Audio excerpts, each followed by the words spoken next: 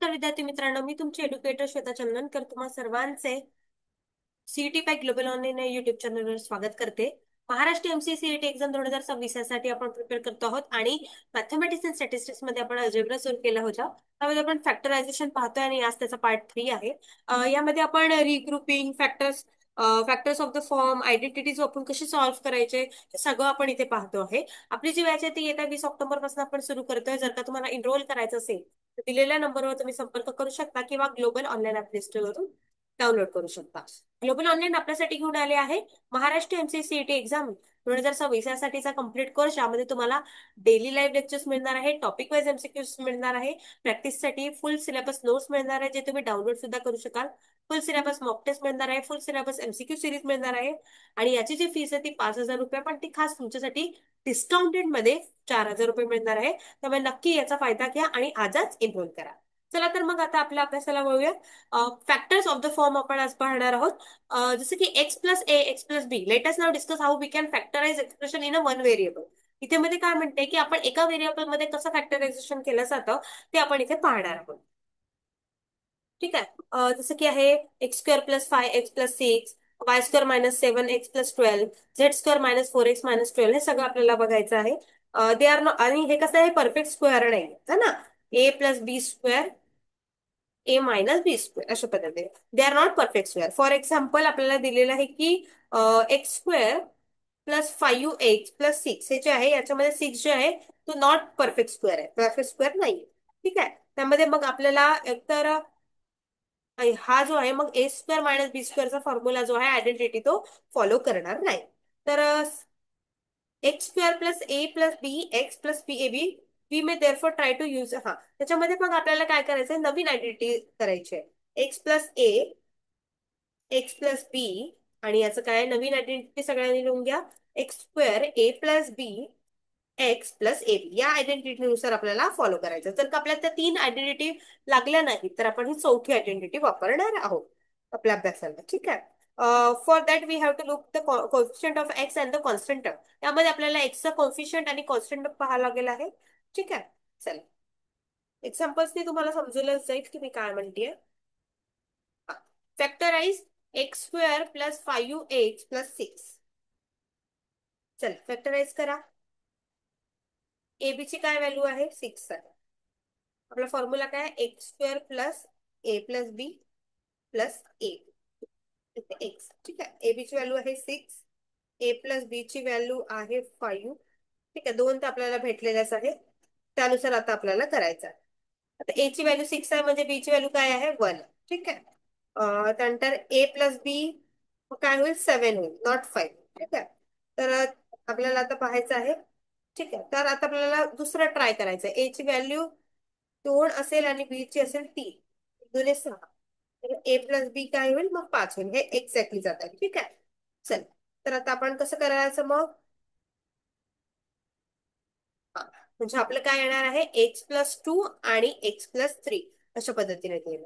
ते तर यावरूनच समजून केलं होतं आपल्याला. 2 × 3 केलं 6 येतं आणि 2 + 5 2 + 3 5 येतं. त्याच्यामुळे एकदम असं काही करायची असं गरज नाही. त्यांनी सांगितलंय की आपल्याला आयडेंटिटीज ही वेगळी वापरली आहे.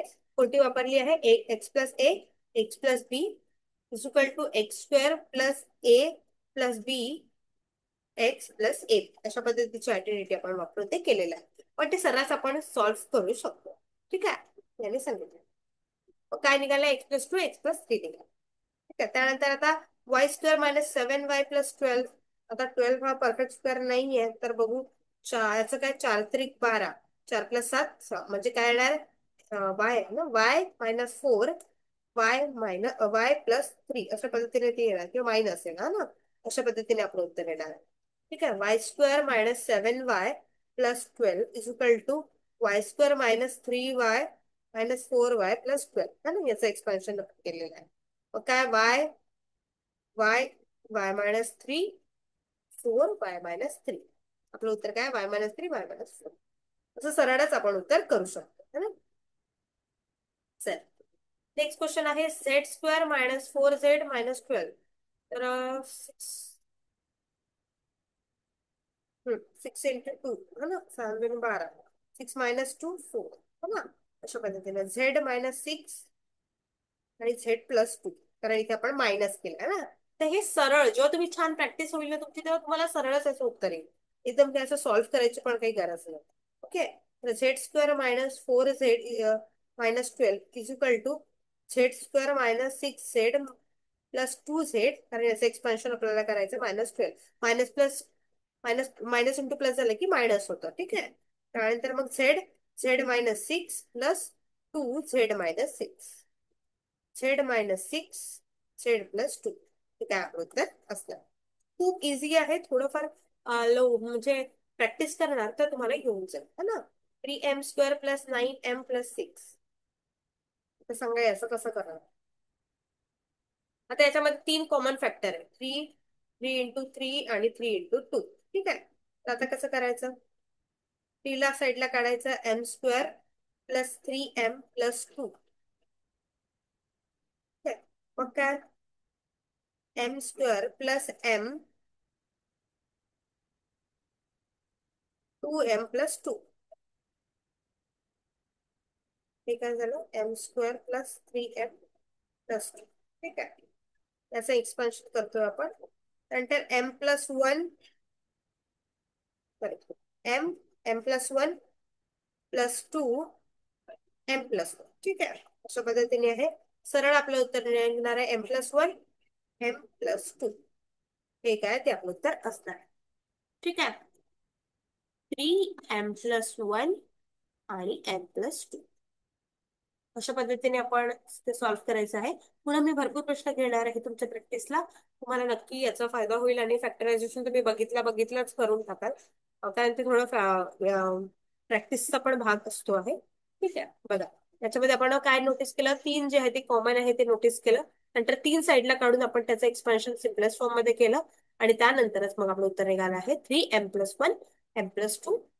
हे आपलं उत्तर निघालं. ओके एव्हरीवन, आपण काही प्रश्न पाहिलेले आहेत ते फॅक्टरायझेशनचे. पुन्हा आपण प्रॅक्टिस क्वेश्चन्स घेऊन येणार नक्की तुमच्या प्रॅक्टिसला. त्याआधी जर का तुम्हाला एनरोल करायचं असेल तर आपली बॅच आहे ती 20 ऑक्टोबर पासून आपण सुरू करतो आहोत. जर का तुम्हाला एनरोल करायचं असेल तर दिलेल्या नंबरवर तुम्ही संपर्क करू शकता किंवा ग्लोबल ऑनलाईन ॲप स्टोअरवरून डाउनलोड करू शकता. खूप खूप धन्यवाद.